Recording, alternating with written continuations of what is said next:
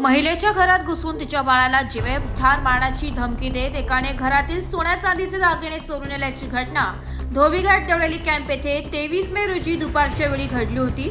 या प्रकरणी Deolali camp police ठाण्यात महिलेने फिर्याद दाखल करण्यात आली। याबद्दल अधिक माहिती अशी की फिर्यादी या त्यांच्या लहान बाळासोबत घरी एकटी असताना एका तरुणाने घरात जबरदस्तीने प्रवेश केला। फिर्यादी यांच्या लहान बाळाला जीवेठार मारण्याची धमकी देत घरातील सोन्या चांदीचे दागिने चोरी केले। एवढेच नाही तर चोरट्याने फिर्यादी यांना हाताचापटीने मारहाण देखील करत अंगावरील वस्त्र काढून मोबाईलमध्ये फोटो घेतले व स्त्री मनास लज्जा उत्पन्न होईल असे कृत्य केले।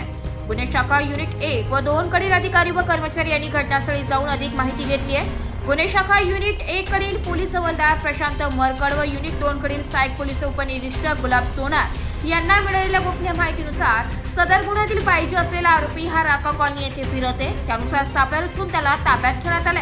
त्याच्याकडे अधिक विचारपूस केली असता त्याने त्याचं नाव सुशील अनिल ठाकूर राहणार हरिधाम अपार्टमेंट संसरी गाव असे सांगितले।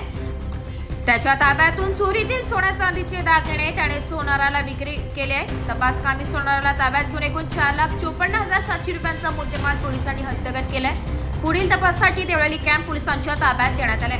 ब्युरो रिपोर्ट, नाशिक लोकशाही न्यूज, नाशिक।